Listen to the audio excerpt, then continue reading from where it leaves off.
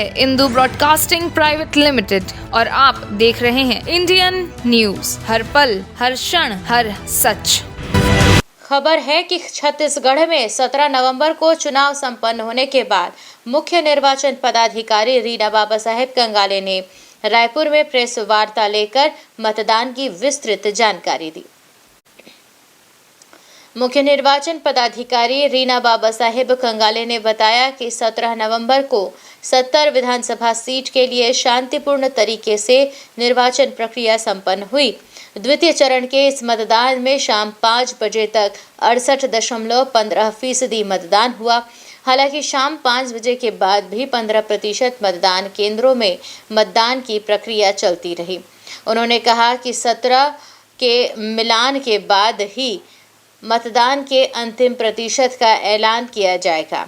CEO Kangale ने बताया कि इस बार चुनाव की खास बात यह रही कि दूरस्थ वनांचल क्षेत्रों में 5 से 23 मतदाताओं के लिए अलग से मतदान केंद्र बनाए गए थे। भरतपुर सोनहत जिले में काटो में 12 और रवेली 23 मतों के लिए मतदान केंद्र बनाए गए थे। वहीं बिंद्रा नवागढ़ के आमामोरा में मतदान केंद्र बनाया गया था, जहां मतदान दल 8 किलोमीटर पैदल चलकर पहुंचे थे।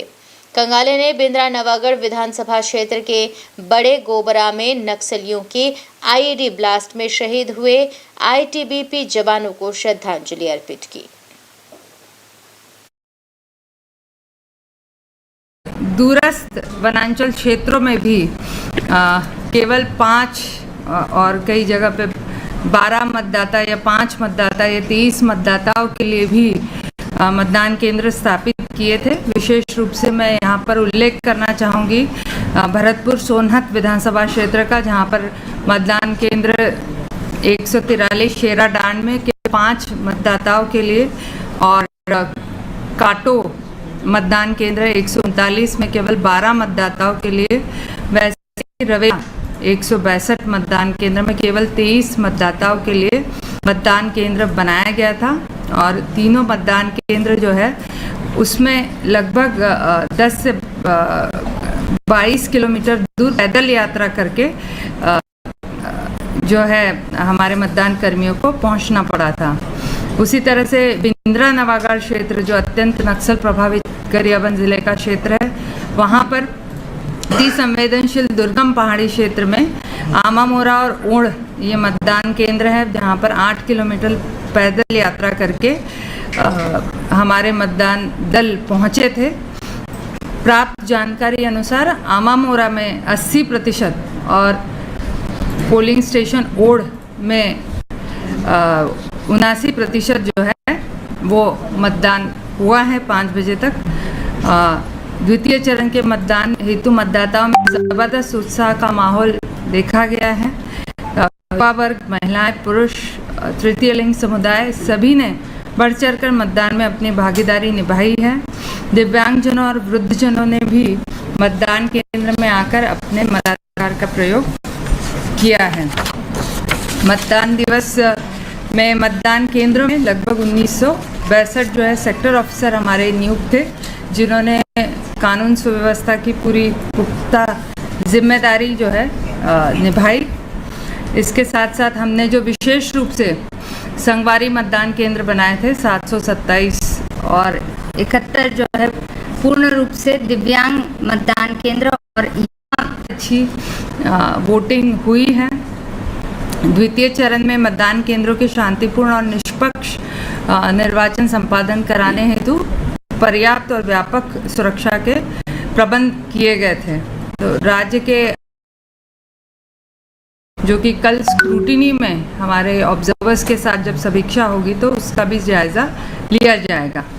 मतदान के दौरान तकनीकी समस्याओं के कारण जो ईवीएम की खराबी हुई है वो लगभग 1 से 2% की रही।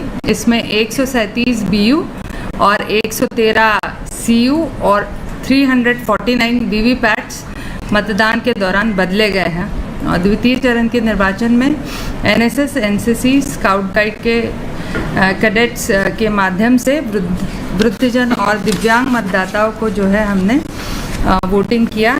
आज के इस प्रेस कॉन्फ्रेंस में हम और एक घटना का उल्लेख यहाँ पर करना चाहेंगे जो हमारे गरियाबंद ज़िले के विधानसभा क्षेत्र 55 है, बिंद्रा नवागढ़। वहाँ पर हमारे 9 पोलिंग बूथ्स का, जैसे कि कल मैंने बताया था कि पोल टाइम हमने 7 से 3 ये अति संवेदनशील नक्सल प्रभावित क्षेत्र होने के कारण था। वहाँ पर आज 4:45 पर बड़े गोबरा गांव के पास जो स्टैटिक फोर्स की आईटीबीपी की पोलिंग पार्टी है के जो पुलिस पर्सनल है वो पोलिंग पार्टी के साथ वापस लौट रहे थे। उस समय हेड कांस्टेबल जोगिंदर सिंह जो है उनको ये जो है आईडी ब्लास्ट की घटना के वजह से जो है मौत हुई है और उसमें वो शहीद हो गए हैं। उनके प्रति हम सांत्वना व्यक्त करते हैं और आज के इस मतदान के दिवस में राज्य में इस तरीके की जो है घटनाक्रम रहा। न्यू वीडियोस की अपडेट पाने के लिए सब्सक्राइब करें इंडियन न्यूज़ को और बेल आइकन को दबाएं।